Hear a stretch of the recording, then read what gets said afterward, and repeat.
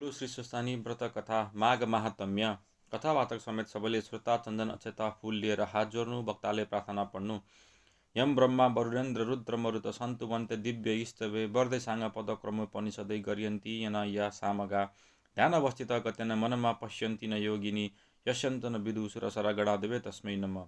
श्रीमच्च चन्दन चर्चितो जललप्पु शुक्लाम्बरा मल्लिका मललम कृत कुण्डला प्रविलसन मुक्तवाली शोभिता सर्वज्ञान निदान पुस्तक धरा रुद्राक्षमाला धारा वाग्देवी वन्दना मुब्जे बसतु मै त्रिलोक्य माता चिरीम मकुम करोति वाचलम पंगुम लग्यन्ते गिरिम यत्कृपात्तहं वन्दे परमानन्दमाधवं।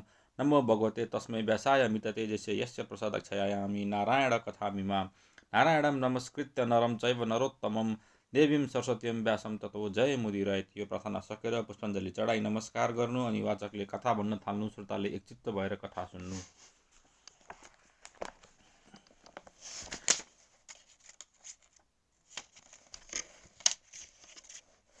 अथ द्वादशो अध्याय। कुमारजी आज्ञा गर्नुहुन्छ, हे अगस्त्य मुनि, पार्वतीजीले व्रत गरिहाले भनेर सन्तोष मानी बस्नु हुँदैन भनी आफ्नो व्रतको क्रम वा तपस्याको नियम पालना गर्दै रहनुभयो। पार्वतीको तपस्याको क्रममा कुशको कन्दनी, रुखको बोक्राको लुगा, हिमालयको जाडो, दिनमा 3 पल्टको स्नान, वृक्षका पातको आहारा, यो क्रम 100 वर्ष। त्यसपछि 100 वर्ष स्नान, सन्ध्या, पूजा पाठ, जप तप सबै नियम चल्दैछन्। त्यसमाथि 100 वर्ष निराहार बसेर बिते। अनि पार्वतीको कठोर तपले समस्त प्राणीहरू भयभीत भए। देवराज इन्द्रले केही उपाय गर्नु पर्यो भनी सप्त ऋषिहरूको स्मरण गरे। इन्द्रले स्मरण गर्न 7 सप्त ऋषिहरू उपस्थित भए। देवराज इन्द्रले ती ऋषिहरूको उचित स्वागत सत्कार गरे। त्यसपछि उनीहरूले हे भने, देवराज, हामीहरूलाई के काम परेर डाक्नुभयो, आज्ञा होस् भन्दा इन्द्र महाराजले भने, हे ऋषिगण हो, पर्वतराज हिमालयकी कन्या पार्वती अत्यन्त दुर्गम पर्वतमा गएर कठोर तपस्या गरिरहेकी छन्। तिनको तपस्याको प्रभावले तीनलोक सन्तप्त भइरहेको छ। अत पार्वतीको इच्छा पूर्ण गराई तीनलोकको भयङ्कर ताप निवारण गर्ने काम तपाईँहरूले अलि छिटै गरिदिनु पर्यो। यही कामको निम्ति डाकेको हुँ। यो काम तपाईँहरू जस्ता सुयोग्य व्यक्तिहरूबाट सम्पन्न हुन सक्दछ भन्ने आशा राखेको छु। इन्द्र महाराजको यस्ता वचन सुनेर जो आज्ञा भनी सप्त ऋषिहरू त्यहाँबाट अविलम्ब पार्वतीले तपस्या गरिरहेको हिमाचलको कन्दरामा पुगेर पार्वतीसँग विनम्र कुरा भने, हे पुत्री पार्वती, तिमीले के कुराको कामना गरेर यस्तो कठोर तपस्या गरेकी हौ? सप्त ऋषिहरूको नम्र वचन सुनेर पार्वतीले लज्जित अनुहार पारेर आफ्नो मौन व्रतमा रहेकी भए पनि सप्त ऋषिहरूको स्वागत सत्कार र पूजा गरिसकेपछि मौन व्रत छाडी कुरा गर्ने सङ्केत गरेर उनीहरूलाई उत्तम आसन दिई विश्राम गराएर भक्तिपूर्वक नमस्कार प्रणाम गरी मौन व्रत समाप्त गरेर प्रार्थना गरे, हे सप्त ऋषिगण हो, हजुरहरू के काम परेर यहाँ पाल्नु भएको हो? यति भनेपछि लज्जारूपी मौन व्रत धारण गरेर ऋषिहरूका सामुन्ने उभिरहन्।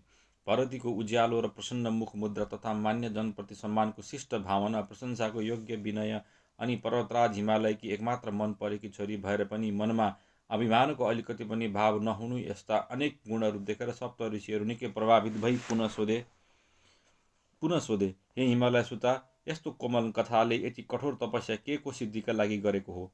यति सुनेर पार्वतीले भनिन्, माननीय ऋषिगण हो, मेरो मनको कामना तपाईँहरूले जान्नु भएकै छ, किनकि आफ्नो तपस्याको प्रभावले संसारभरिका सम्पूर्ण प्राणीहरूको हित हुने कुरा र मनमा रहेको कामना तपाईँहरू स्वयं जान्नुहुन्छ। तथापि मान्यजनको प्रश्नमा मैले उत्तर नदिई भएन, अत अनुचित नठान्नु होला, केही बिन्ती गर्दछु। यस विशाल विश्वमा अनेक प्राणीहरू कठिन वा असाध्य पुरुषार्थ देखाएर अत्यन्त दुर्लभ वस्तु पनि सुलभ पारेर प्राप्त नगरी छाड्दैनन्। कतिपय व्यक्तिको अठोट देह वा पतायामी, कार्य वा सध्यायामी, देह नै फल फाल्दछु अथवा कार्य नै सफल पार्दछु भन्ने इच्छाले युक्तिमा अडिग रहेको देख्न पाइन्छ।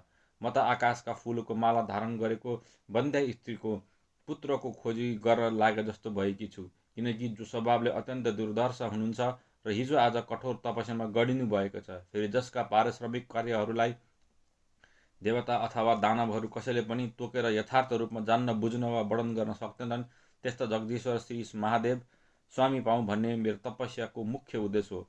तर हिजो आज महादेवजी कामदेवलाई समेत भस्म पारी आफू सन्यासी वा वैरागी जस्ता भई कठोर अचिन्तनीय तपस्यामा निमग्न हुनुभएको छ। अत म जस्ती अज्ञ नारी यस उपायमा कसरी सफलता प्राप्त गर्न सक्नेछु अनि त्यस्ता जगदीश्वर महादेवको आराधना गरी कसरी प्रसन्न पार्न सक्नेछु, यही विषयले मलाई व्याकुल पारेको छ। हिमालय सुता पार्वतीको यस्तो कुरा सुनेपछि यिनको मनमा कतिको दृढता छ त्यो बुझेर मात्र अगाडि चर्चा चलाउन योग्य होला भन्ने मनमुना निदो गरेर प्रकटमा पार्वतीलाई सप्तऋषिहरूले भने, हे देवी, हामी केही भन्दछौँ, तपाईँ त्यो कुरा सुनेर नरिसाई राम्ररी विचार गरेर उत्तर दिनुहोला।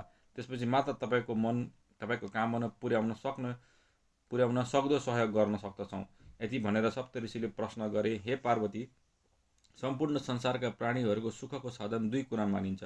त्यसमा पहिलो सुख शारीरिक सुख भोग र दोस्रो सुख मानसिक प्रसन्नता वा मानसिक शान्ति आनन्द नै मानिन्छ।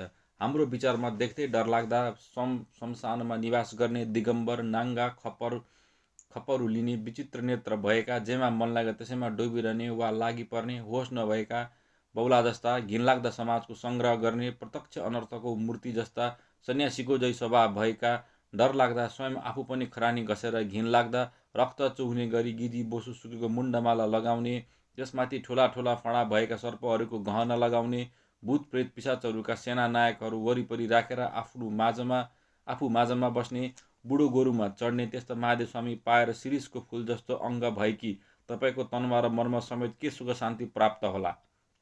बरु स्वर्गका समस्त देवगणद्वारा पूजित र वन्दना गरिने विश्वका पालक लक्ष्मीलाई आफ्नी दासी तुल्याएर बसेका भगवान् विष्णु छन्। स्वर्गीय अमृतका साथै अनेक यज्ञको अभिरूप अमृत पान गर्ने महाराज इन्द्र छन्। देवताहरूका पनि आश्रय रूप हिरण्यरेता अग्निदेव छन्। सम्पूर्ण विश्वका प्राणशक्ति स्वरूप वायु देवता छन्। अनेक थरीका रत्नका थुप्राहरूले परिपूर्ण भएका धनका स्वामी कुबेर छन्। अगाध सिन्धुको सम्पत्ति मणि मोती आदि रत्नहरूले परिपूर्ण रत्नकार निवासी वरुण छन्। यिनीहरूमध्ये एउटा कुनै व्यक्तिसित विवाह गरेदेखि शारीरिक सुख तथा मानसिक शान्ति प्राप्त हुनेछ। हे पार्वती, तपाईँका पिताजी पर्वतराज हिमालयकै दरबारमा पनि अनेक दुर्लभ वस्तुहरूको कुनै न्यूनता छैन भनी किन तपाईँ चित्त अर्धाङ्गे शिवजीतिर मोहिनी लगाए झैँ भएर लम्किएको हो? बुझिएन। आरम्भमै सप्त ऋषिहरूले क्रोध गर्ने काम नगर्नुहोला भनिसकेका थिए तापनि सुविज्ञ ऋषिहरूको कुरा सुनेर पार्वतीले उनीहरूको कुरा बिर्सनु भयो र तत्काल क्रोधले अनुहार रातो रातो हुन गयो अनि लाल लाल नेत्र पारेर अलि चर्को स्वरमा भन्न लाग्नुभयो, हे विज्ञ सप्त ऋषिगण हो, सुन्नुहोस्। कुनै पनि दुराग्रही प्रति प्रीति राख्नु र व्यसनीलाई त्यस व्यसनबाट छुटाउनु सफल हुनु सम्भव छैन। अनि विपरीत अर्थ लगाएर अनर्गल बोल्नेलाई सोझो मार्गमा ल्याउन असम्भव छ वा कसैले पनि सक्दैन। अत तपाईँहरूले मलाई उल्टो मती भएकी वा दुराग्रही भन्ने ठान्नुभएको हो भने अब मैले केही भन्नु छैन र तपाईँहरूले मेरो कुरा सुन्ने काम पनि म केही देख्दिनँ। त्यति भएर पनि म तपाईँहरूलाई श्रेष्ठ प्रजापति समान मान्दछु। तपाईँहरू ज्ञानका खानी र सर्वदर्शी पनि हुनुहुन्छ। अनादि अव्यक्त त्रैलोक्यका स्वामी महादेवसित परिचित हुनुहुन्न। उनका आचार विचार र क्रियाकलापहरू अनौठा छन्। ब्रह्मा विष्णु इन्द्र अग्नि वारुण आदिले जुन कुरा जान्न बुझ्न सकेका छैनन्, यो संसार र यसको सम्पूर्ण वैभव शक्ति केवल महादेवबाट नै प्रपुष्टित भएका अनेकानेक ऐश्वर्यबाट नै आज यो उल्लासमय परिस्थितिमा रहेको छ भन्ने कुरा तपाईँहरूलाई ज्ञात छैन। यो विशाल आकाश कसको रूप हो? अग्नि वायु वरुण कुबेर सूर्य चन्द्र पृथ्वी र वैदिक ज्ञानका यज्ञका यजमान यी सबै कसका रूप हुन्? सम्पूर्ण देवता असुर मनुष्य यक्ष गन्धर्व कसको लिङ्गको आराधना र पूजा गर्दछन्? समस्त ऋषिगण र देवताहरू महादेव बाहेक अन्य कसलाई ईश्वर मान्दछन्? के यस्तै महादेवका प्रभाव र महत्त्व प्रकट गर्ने अनेक प्रकारका गुणगाथाहरू तपाईँहरूलाई थाहा छैन?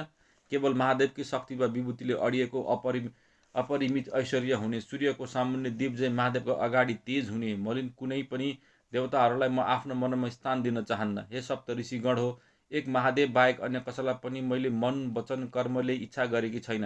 यसको विपरीत अरू कुनै पनि कुरा मलाई मन पर्दैन। अत मलाई मनपर्दी आदेश उपदेश दिने तपाईँहरू यहीँ रहनुहोस् अथवा तत्काल जानुहोस्, तर मेरा सिद्धान्तप्रति समर्थन नजनाउने अन्तःकरणसित स्वयं प्रश्न गरेर पाल्नुहोला। पार्वतीजीको दृढ इच्छा र उचित उत्तर सुनेर सप्त ऋषिहरूले हर्षका आँसु बगाउँदै भने, हे हिमालय सुता, तपाईँलाई धेरै धेरै धन्यवाद छ। हामी तपाईँको कुराले अत्यन्त प्रसन्न भयौँ। हे पार्वतीजी, तपाईँको ज्ञान शक्ति निकै प्रबल रहेछ। महादेवप्रतिको तपाईँको विचार जानेर हामीहरूको चित्त प्रसन्न भयो।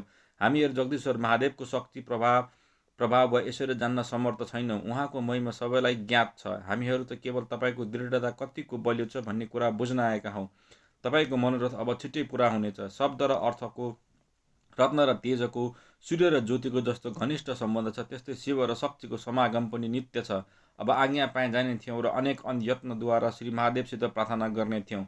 तपाईँको इच्छा र हाम्रो विचारमा केही फरक छैन। तपाईँ बुद्धिमती र नीतिज्ञ पनि हुनुहुन्छ। तपाईँको आज्ञाअनुसार हामीले गरेको उपाय वा प्रयास श्री महादेवले अवश्य सफल तुल्याउनु हुनेछ भन्ने हाम्रो अटल विश्वास छ। यति भनी पार्वतीद्वारा सम्मान प्राप्त गरी सप्तऋषिहरू शिवजी भएको स्थानमा पुगे। हिमालयको ठुलो कन्दरामा भगवान शिवको तपस्या गर्ने कुटी मुख्य द्वारमा बिरक हातमा बेतको छडी लिएर उभिरहेका थिए। बिरकलाई सप्तऋषिहरूले भने, हे द्वारपाल, हामीहरू केही आवश्यक कार्य परेर श्री महादेवको दर्शन गर्न आएका छौँ। ऋषिहरूको कुरा सुनेर बिरकले अहिले सर्वाङ्गमा सायंकालको स्नान सन्ध्या गर्न सवारी भएको छ। तपाईँहरूले केही बेर प्रतीक्षा गर्नुपर्दछ। स्नान सन्ध्या समाप्त भएपछि म गएर बिन्ती चढाउला भन्ने कुरा बिरकले जनाए।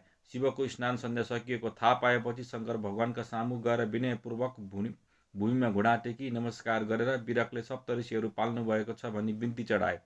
त्यो कुरा सुनि महादेवले केवल सङ्केतद्वारा भित्र ल्याउनु भन्नुभयो र बिरकले पनि शिरको सङ्केतद्वारा अलि परेबाट सप्तऋषिहरूलाई डाकेर कुटीभित्र प्रवेश गराए। मृग चर्मका वस्त्र धारण गरेका सप्तऋषिहरूले आफ्नो आफ्नो पगडी बाँधेर हातमा स्वर्गीय पुष्पहरू लिई त्रिपुरारी शिवका विभूतिद्वारा सिद्ध पारिएको वेदिका भित्र जहाँ तपस्वी विशम्बर भगवान विराजमान हुनुहुन्थ्यो त्यहीँ पुगेर उनका पाउमा पुष्पाञ्जली अर्पण गरेर दर्शन प्रणाम गरे। भगवान शिवको अनुग्रहपूर्ण दृष्टि प्राप्त गरेका सप्तऋषिहरूले स्तुति गरेपछि त्यसको उपक्रम र उपसंहार मिलाई देवगुरु बृहस्पति जय आशुतोष शङ्कर बोल्नुभयो, हे सप्तऋषिगण हो, तपाईँहरू यहाँ पाल्नुभएको काम मैले ध्यान दृष्टिद्वारा जानिसकेँ। सम्पूर्ण लोकको हितका लागि विधिको विधान पनि कसरी र कुन परिबन्धबाट मिलाउनु पर्ने हो त्यो पनि जानी बुझिसकेको छु। यसमा केही अंशमा मेरो पनि व्यक्तिगत कल्याण वा लाभ लुकेको छ। यति भए पनि लोकको परम्परा र विधि व्यवहार पनि त्याग्न मिल्दैन। यी सबै रहस्यको मूल रूप ती हिमालयकी पुत्री भएर जन्मेकी महाशक्तिकी अवतार आर्या पार्वती देवी हुन्।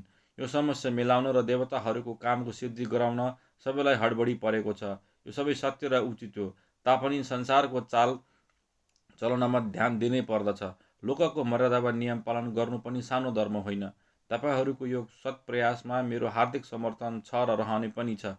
अत यस कामको बीचमा आइपर्ने विघ्न बाधाहरू जे जस्तो रूपमा मिल्न सक्दछ मिलाएर त्यस कुराको मलाई सूचना दिनुभए उत्तम हुनेछ।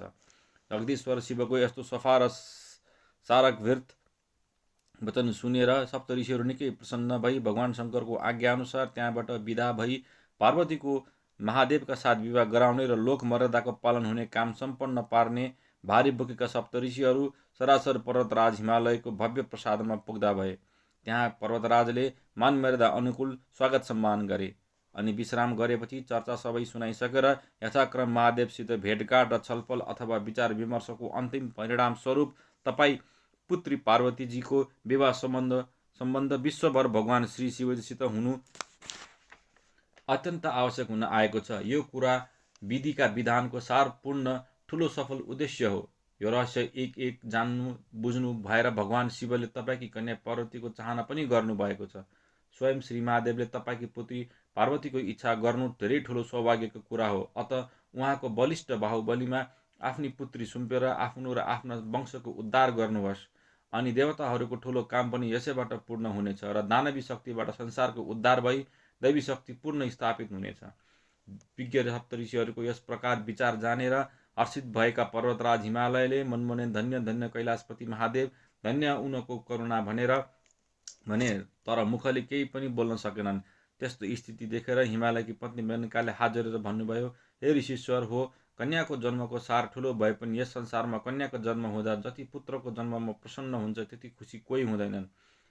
यस्तै स्थिति आउनाले पनि त्यस्तो भएको हुन सक्दछ। फेरि कुल, शील, रूप, धन सम्पत्ति र उमेर समेत मिलेको वर पाइएको छ भने त्यसलाई अनुनय विनय गरेर डाकी उसले नमागेको भए पनि कन्या दिनु पर्दछ। तर धेरै धेरै कठोर तपस्या गर्ने अघार रूपिका शिवजी र शिरीषको पुष्प चाहिँ कोमलाङ्गी हाम्री कन्या पार्वतीको लागि सुयोग्य हुनुहुन्छ अथवा हुनुहुन्न, यो सबै कुरामा विचार पुर्याउन र हाम्री कन्याको इच्छा के कस्तो छ यो पनि सम्पूर्ण यथार्थमा बुझेर मात्र यस कुराको टुङ्गो लगाउन उचित हुनेछ भन्ने मेरो विचार हो। हिमालय पत्नी मेनकाको यस्तो कुरा सुनेर सप्तऋषिहरूले भने, हे महारानी, जगदीश्वर महादेवको सम्पत्ति वा ऐश्वर्य कस्तो र कति छ भन्ने विषयमा जसको चरणारविन्दको दर्शन गर्न पाउँदा इन्द्रादि देवताहरू आफ्नो सौभाग्यको सराहना गर्दछन् तथा जसको तुलना गर्न नसकिने महान ऐश्वर्य हुनाले महेश्वर भन्दछन्, तथा जुन महेश्वरलाई स्वामी पाऊँ भनेर हजुरकी पुत्री पार्वती कठोर तपस्या गरी तपस्याको उद्यापान समेत सकेर बसिरहेकी छन्। यो सबै कुरा राम्ररी जानेर बुझेर हामीहरू यहाँ उपस्थित भएका छौँ। यति भनी शैलराज हिमालयलाई पनि साथमा लिएर पार्वतीको तपस्थलीमा सप्तऋषिहरू पुग्दा भए। समिधा र घृतको आहुतिले प्रज्वलित भई दन्केको अग्निको तीक्ष्ण ज्वाला जस्तै तपस्या रूपी तेजले जाजलम्यमान मुहार भएकी पार्वतीजीको दर्शन प्राप्त गरे अनि विनयपूर्वक हात जोडेर बिन्ती गरे, हे आर्य पार्वती, तिम्रो तपस्या सफल भयो। अब फेरि यस्तो कडा तपस्या गरेर यो सुकुमार अङ्ग वा रूप सुकाउने काम छैन। अब पिताजीको आज्ञा मानेर हिमालयको विशाल राजभवनमा पाल्नुहोस्। हामीले तपाईँका पिताजी र माताजीसित पनि तपाईँको मनको अभिलाषा वर्णन गरिसक्यौँ र विश्वभर शिवजीलाई पनि विवाहका लागि तयार पारिसक्यौँ अथवा उहाँको स्वीकृति प्राप्त गरिसक्यौँ। सबै प्रबन्ध ठिक पारेर हामी यहाँ आएका हौँ। अब पिताजीका साथ राजभवनमा पाल्नुहुने अवसर उपस्थित भइसकेको छ। भोलिकै शुभ मुहुर्तमा विवाह सम्बन्धी समस्त माङ्गलिक कार्यहरू पुरा पारिसक्नु पर्दछ। शुभस्य शीघ्रम, शुभ काममा ढिलो गर्नु व्यर्थ छ। अब हामीहरूलाई आज्ञा दिए जाने थियौँ, किनकि श्री विश्वम्भर सदाशिव अहिले गधमादन पर्वतमा राज भएको छ। त्यहाँ पुगेर जन्तीको लावा लस्करका साथै शङ्कर भगवानलाई हिमालयको भव्य प्रसादमा वरको रूपमा ल्याउन आवश्यक छ। सप्त ऋषिहरूको यस्ता वचन सुनेर आफ्नो कठोर तपस्या सफल भयो भन्ने सम्झेर मनमुने अत्यन्त प्रसन्न भई आफ्ना पिता हिमालयको साथै राजप्रसादमा जानुभयो। त्यो शुभ मुहुर्त कुन बेला आइपुग्ला भन्ने अत्यास र व्यग्रताले गर्दा त्यो एक रात पार्वतीको निम्ति 10,000 वर्षभन्दा पनि लामो भएको अनुभव भयो। उता हिमालय र मेनकालाई झन् छोरीको विवाह भोलि नै गर्नुपर्ने बाध्यता भएकोले घरमा कामको के कति चटारो पर्न गयो भन्ने कुरा आफ्नी छोरीको विवाह सम्पन्न गरिसकेका मातापितालाई ज्ञात हुने कुरा हो। उता गधमादन पर्वतमा पुगेर भोलिको दिनमै विवाह गर्ने कुरा निश्चित भयो भनी सप्त ऋषिहरूले श्री महादेवका समक्ष बिन्ती गरे, जुन महादेवका आमा छन् न बाबु छन्। अब विवाहको सारा तयारीको जिम्मा कसले लिइदिने? पर्न पनि ठुलै फसाद पर्न आयो। अब शिवका प्रथम गण जति सबैमा अत्यास पर्न गयो। अब के गर्ने कुन नगर्ने सबै अकमक्क परे पनि विवाहको कुराले प्रसन्न र मस्त देखिन्छन्। यो सबै भए पनि राम्रोसित मर्यादापूर्वक सारा कामको प्रबन्ध कसको हातमा सुम्पने, यसै गर्नुपर्दछ भनेर कोही अघि सरेका छैनन्। त्यस्तो स्थिति देखेर स्वयं महादेवले नै आज्ञा भयो, एकमात्र सुयोग्य विद्वानलाई काम सुम्पिएको छ भने ती एक्लैले सारा काम व्यवस्थित रूपमा सम्पन्न गर्न सक्दछन् भने यहाँ आज मेरो काममा स्वयं 7 जना विज्ञ ऋषिहरू ज्ञान बुद्धि विवेकका अगाध समुद्र झै उपस्थित हुनुहुन्छ भने कुनै चिन्ता गर्ने काम छैन। सप्त ऋषिहरूकै आज्ञा र निर्देशनमा तथा उहाँहरूको अनुशासनमा रहेर सबैले काम गर्नु।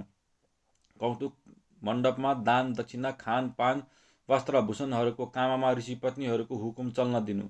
हे सप्त ऋषिहरू हो, यो कामको उत्तरदायित्व प्रारम्भदेखि नै तपाईँहरूले बोक्नुभएको हुनाले अब कुनै पनि विघ्न बाधा नपर्न दिई सारा काम सिद्ध पारेर नै छोड्नुहोला। श्री महादेवको यस्तो आज्ञा सुनेर अत्यन्त विनयपूर्वक ऋषिहरू र ऋषिपत्नीहरूले बिन्ती चढाए, हे प्रभु, हजुरको प्रताप र हजुरको कृपाले यस काममा हामी सबै उत्तरदायी भएर सारा काम सजिलैसित पूर्ण गराउन सक्नेछौँ। शङ्का वा चिन्ताको कुनै कुरा छैन। अनि गन्धमादन पर्वतमा श्री महादेवको विवाहको सम्पूर्ण तयारी सप्त ऋषिहरूको नायकत्वमा सम्पन्न हुन थाल्यो। यता हिमालय पर्वतको राजदरबारमा उनका इष्टमित्र कुल कुटुम्ब घेर जसो पर्वतहरू नै तथा नदी नाला सागर सिन्धु आदि थिए तापनि ती सबै अलौकिक दिव्य रूप धारण गरेर रत्नका थुप्रा खर खजाना जे चाहिने समस्त सामग्री लिई एक एक गरेर घुइँचो पार्दै तछाड र मछाड गर्दै एकत्र भए। देवताहरूका पनि देवता श्री विश्वम्भर विश्वेश्वर श्री महेश्वर जसका धनेश्वर राजराजेश्वर कुबेर जो शिवका सखा पनि हुन्, अणिमा महिमा गरिमा लगिमा प्राप्ति प्राकम्य ईशिता एवं वसिता सहितका अष्टसिद्धि र अन्याय सिद्धि लघु सिद्धि सहितका सिद्धिहरू जसको सेवामा सदैव लागिरहेका हुन्छन् त्यस्ता तथा जसका चरण युगलमा देवराज महेन्द्रसित सबै देवताहरूका मुकुट समेत शिर झुकिरहेका हुन्छन् र सम्पूर्ण ज्ञानी विद्वान तथा योगी समेतका विचारक चिन्तक महापुरुषहरू जसको आराधनामा सदा सर्वदा लागिरहेका हुन्छन्, उनी आज वरका रूपमा हिमालय पर्वतको राजप्रसादमा पदार्पण हुने भएकाले महेश्वरको मान मर्यादा स्वागत सम्मानमा अलिकति पनि त्रुटि हुन नपाओस् भनेर अत्यन्त सावधान रहने व्यवस्था मिलाइयो र विवाहको दिन कन्याको श्रृङ्गार पटार गर्न स्वर्गका देवीहरू पार्वतीको कक्षमा सुसज्जित भएर आएका हरूमा कति हाँसिरहेछन्, कति ठट्टा गर्दछन्, कति स्नान कक्षमा पार्वतीलाई स्नान गराउने व्यवस्था मिलाउँदछन्,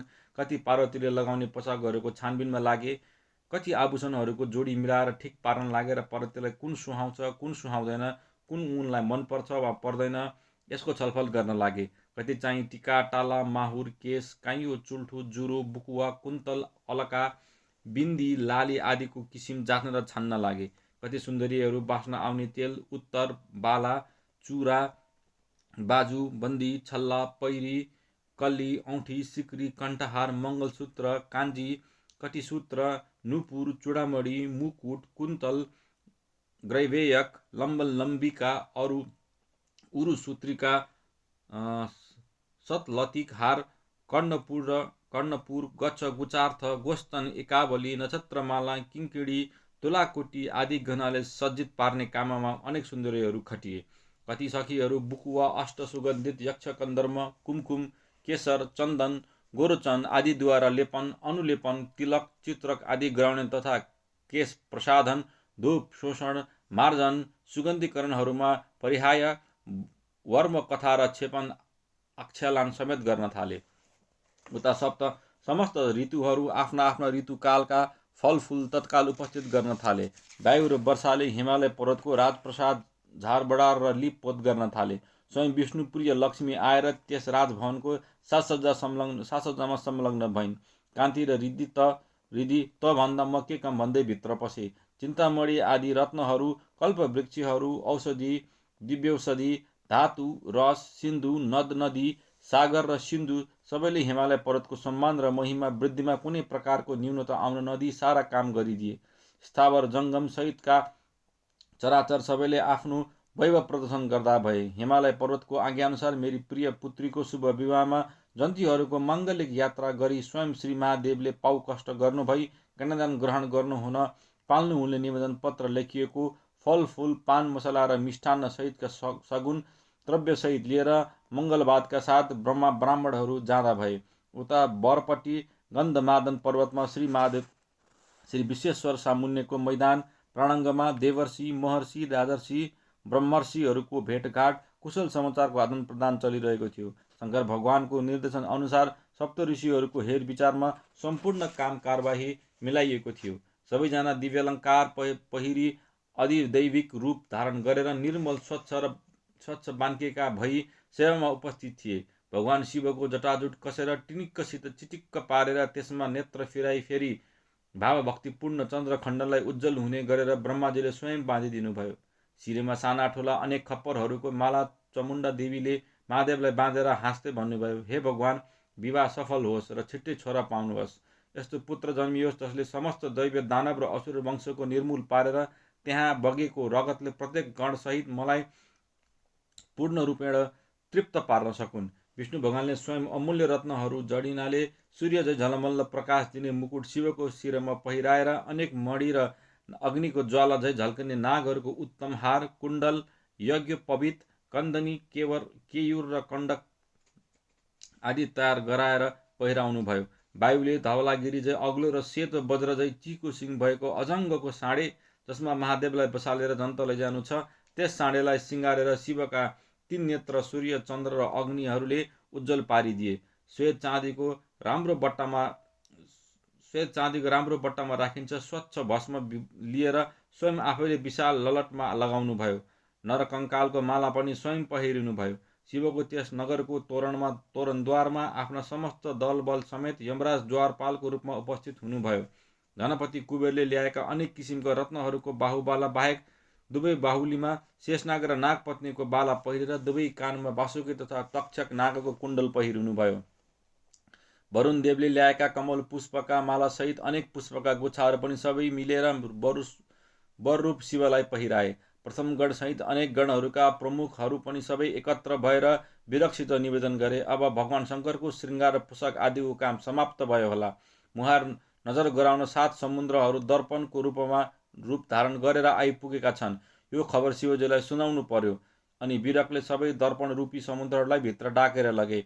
अनि विश्वेश्वरले आफ्नो मुहार नजर भयो। ठिक त्यसै मौकामा विष्णु भगवानले भूमिमा ढुङ्गडा टेकी दुवै हात जोडेर आदरपूर्वक शिवजीसँग बिन्ती गर्नुभयो, हे शङ्कर भगवान, हजुर यो कल्याणकारी अद्भुत रूपमा अत्यन्त शोभामान हुनुभएको छ।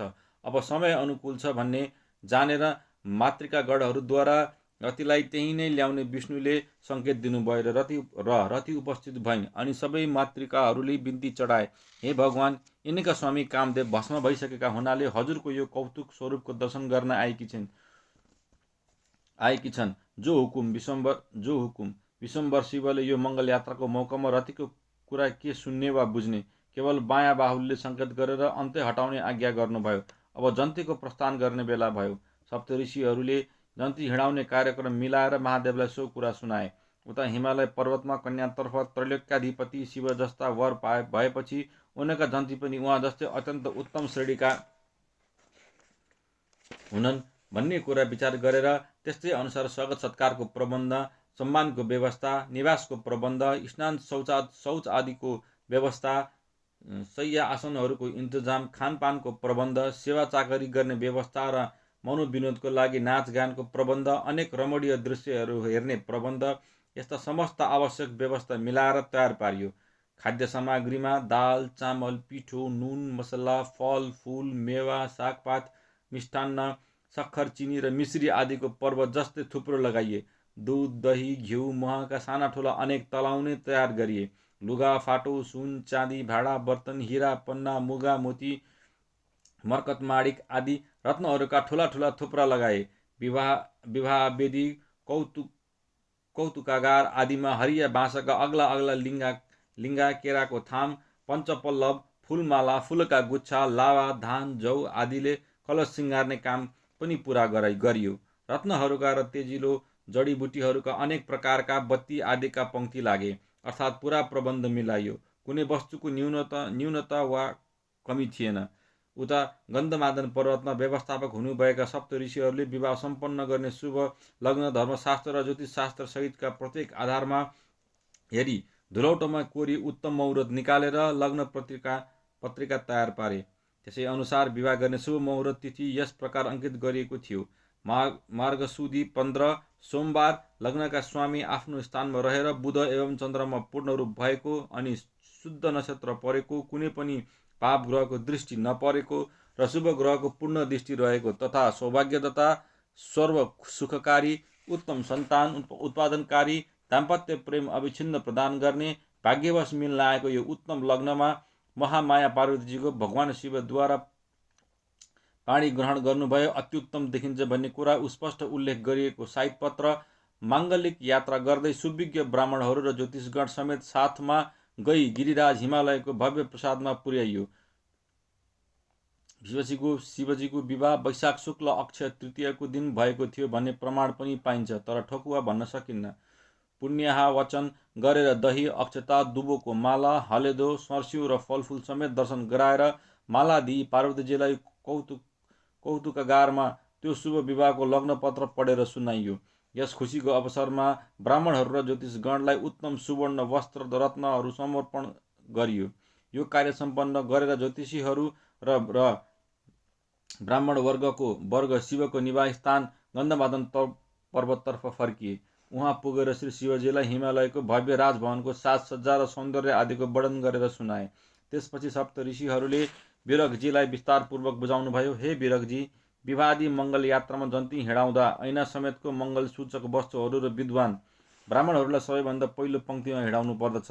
माङ्गलिक वस्तुहरू शास्त्रमा 8 थरीका कहिएका छन्। ऐना, कलश, कन्या, फलफुल, दुबो, धानको लावाले भरिएको थाल, रातो अक्षता, दही राखिएको थाल अनि झाडपानस आदि अनेक बत्तीहरूका पङ्क्ति, ध्वजा पताका लिने व्यक्तिहरू, अबिर गुलालले सुसज्जित छाप्री थालीहरू बोकेको व्यक्ति पङ्क्तिबद्ध मिलाएर यात्रा गर्नुपर्दछ।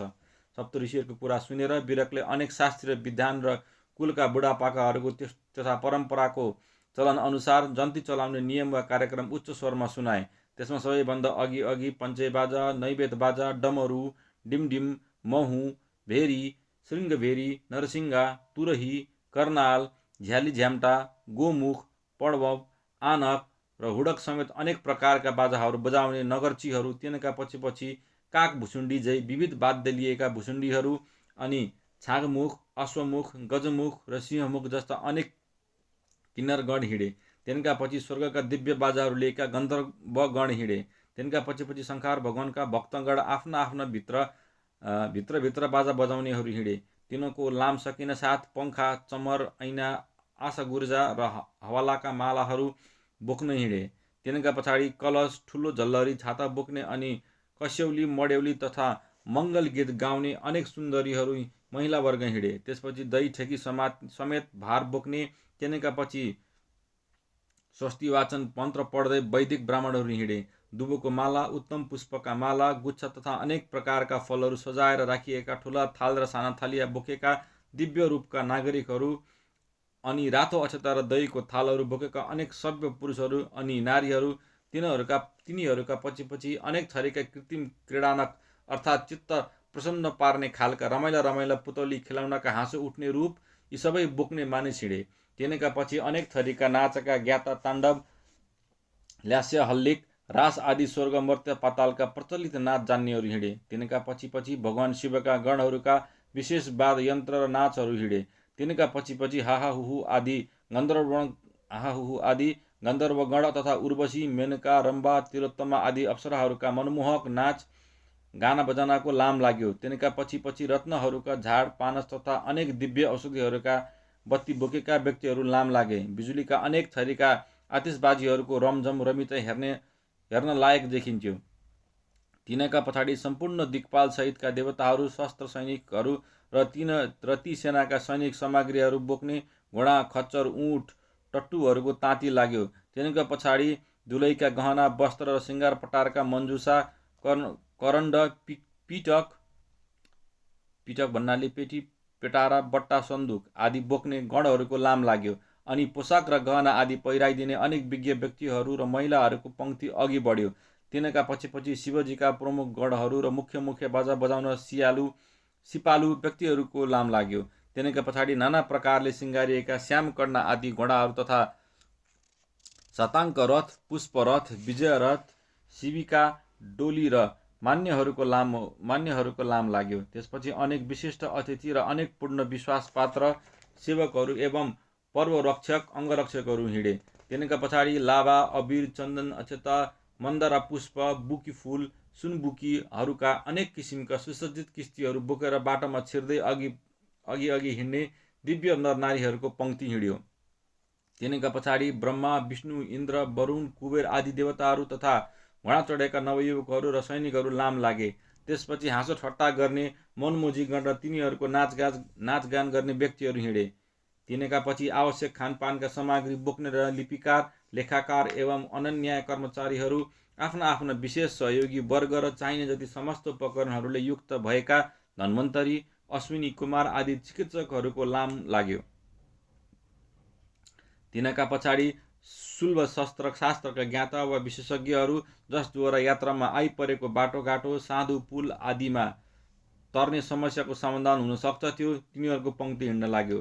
त्यस्तै पान बेच्ने तामोली, कपाल खौरने नाउ, लुगा धुने धोबी, सुनार, लोहार, डकर्मी, सिकर्मी आदि विभिन्न वर्गका व्यक्तिहरू पनि लाम लागेर हिँड्न लागे। यस किसिमले अन्य आवश्यक पर्ने समस्त सामग्री सहित पूर्व कार्यक्रम अनुसार जन्ती हिँडाउने काम प्रारम्भ गरियो र वाद्यको मङ्गल ध्वनिका साथ विश्वम्भर महादेवको वर रूपमा प्रस्थान गर्ने बेलाको माङ्गलिक सम्मान र अभिवादन गरियो। अनि स्वयं शिवजीले त्रिपुरारी शिवबाट त्यस अभिवादनको उत्तर प्रत्यभिवादन पनि बक्सियो। मुकुटमा चन्द्रमा र गलामा सर्पको गहना लगाउने शिवले वर रूपमा सुसज्जित भई हिमालय समान अग्लो साँडेलाई बिस्तारै हिँड्ने सङ्केत दिनुभयो। वज्रले हानेर पर्वहरूलाई थरथर पारे झैँ गर्दै बाक्लो घुइँचो भिडलाई बाङ्गा आँखाले हेर्दै बाटो सुझाइएको साँडे समेतको भिडबाट अगाडि जाँदै विष्णु भगवानले स्थानमा धुलो सफा गर्दै स्याहाल पनि पुग्दै कतै नअड्किकन बिस्तार हिँड्नुहोस्, व्यर्थको ठेलाठेल नगर्नुहोस् भन्दै जन्तीहरूलाई नियन्त्रणमा राख्दै अगाडि हिँडाउनुभयो। त्यही बीचमा भगवान आशुतोष शिवको आज्ञा सिरोपर गरी वीर चर्को स्वरमा भन्न लागे, हे विमानचरी देवगण हो, तपाईँहरू बढी बेगले अघि नपाल्नुहोस्, यही पर्वतको नजिकमा रहनुहोस्। समय समुद्र दानवहरूको सङ्ग्रामले गर्दा हिलो हुनुभएको छ। अब स्फटिक जस्तो स्वच्छ भएर पहिले झैँ जम्नुहोस्। गणनायकहरू बढी चटपटाएर नहिँड्नुहोस्। देव प्रमुखहरूको पनि खुट्टाको गति मिलाएर हिँड्नुहोस्। ए श्रृङ्गी भृङ्गी रीतिश्वर हो। केवल आफूतिर मात्र नहेरेर महादेवको गाथतर्फ पनि दृष्टि फिराउँदै गर्नुहोस्। हे महाराज यम, तपाईँ आफ्ना गणहरूको सञ्चालन राम्ररी गर्नुहोस् र शास्त्र स्त्र पनि उचित रीतिले भिर्नुहोस्।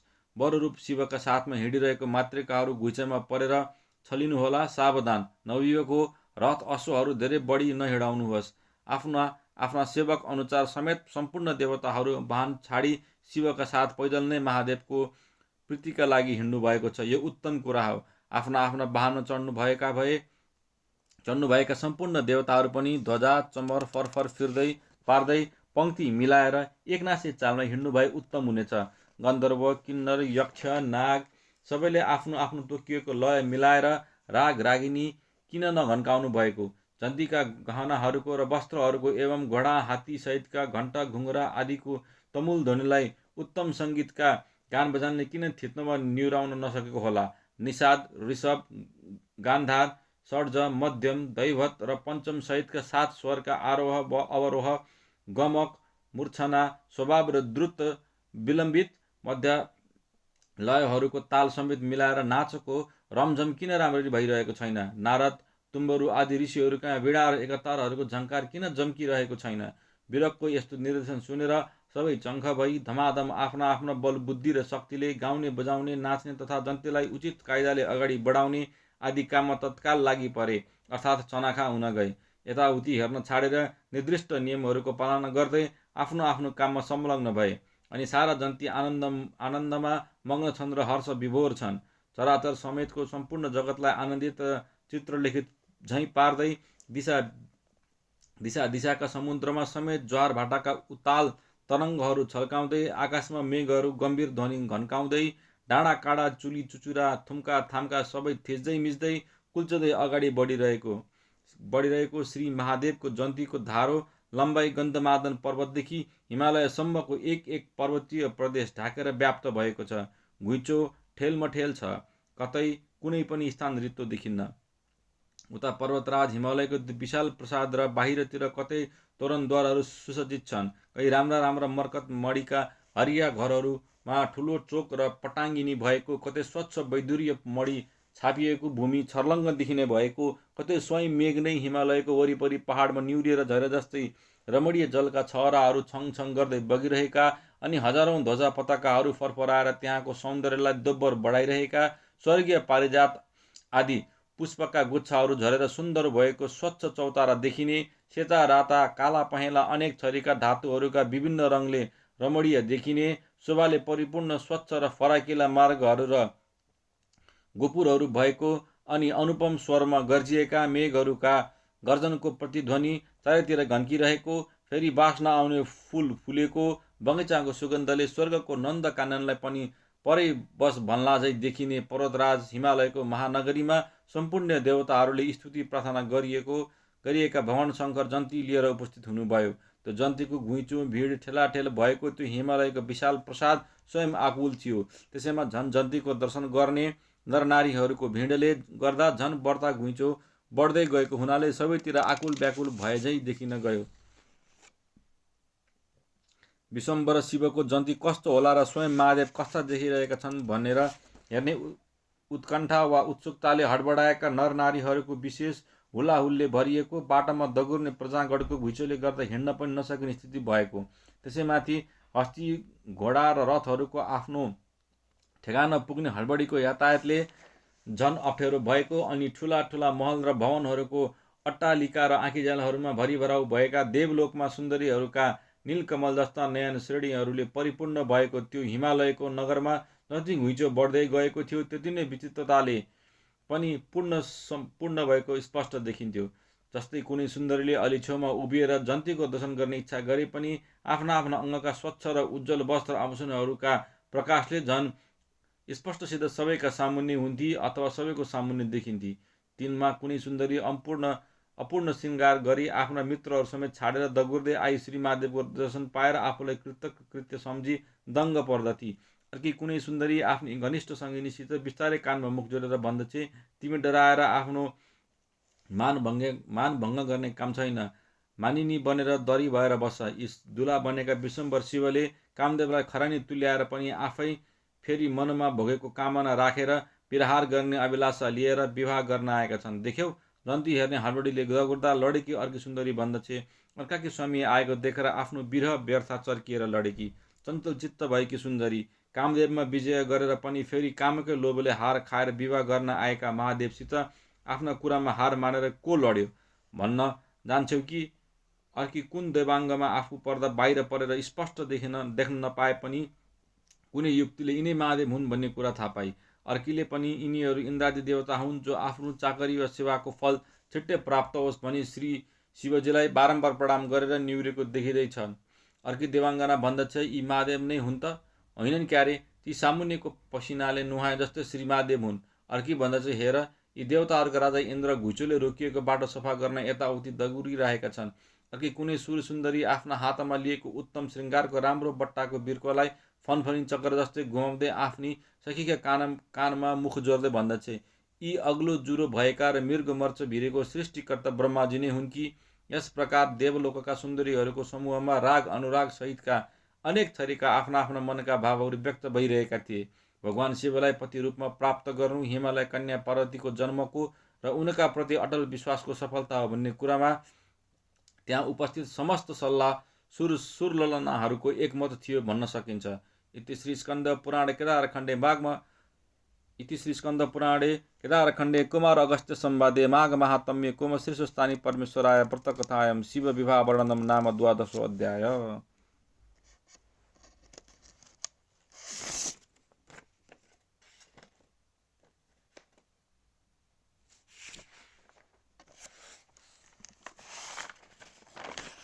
प्रतिदिन कथा सुनि श्रोताहरूले जल लिएर आफ्ना आफ्ना हात पानीले धोई पुष्पाञ्जली लिई हात जोड्नु र कथावाचकले यो तल लेखिएको मङ्गलचारण भन्नु। उपनयतु मङ्गल व सकल जन मङ्गल लाय श्रीमान दिन किरण निबोधित नव नलिन दल निवेक्षण कृष्ण काले वर्षन्तु पर्जन्य पृथ्वी शास्यलिनी दोषायम छबरहित ब्रह्माण्ड सन्तु निर्भया अपुत्रा पुत्रेण सन्तु पुत्रेण सन्तु पौत्रेण निर्जन सदन सन्तु जीवन्तु शारदाम शतम तत्र गङ्गा यमुना च तत्र गोदावरी सिन्धु सरस्वती च सर्वाणि तीर्थानि वसन्ति तत्र यत्र चोदार कथा प्रसंग या कुन्देन्तु दुसहार धावलय शुभ्र वस्त्र भृता या विडवर दण्ड मण्डित कर या श्वेत पद्मासना या ब्रह्मच्युत शंकर प्रवृत्त भीर देवी सादा वन्दिता सामा पातुम सरस्वती भगवती निशेष जडियापहा कायेन वाचा मनसेन्द्रियैर्वा बुद्ध्यात्मा अनुवनुस्मृति स्वभावत करोमि यदत्मं सकलं परस्मै नारायणति समर्पयते तत। नित्य कथा सुनिसकेपछि सुन्ने श्रोता र वाचकले पनि पुष्पाञ्जली चढाई दण्डवत प्रणाम गर्नु र आफ्ना आफ्ना मनले चिताएको वर माग्नु। शीर्षस्थानी परमेश्वराय नमः।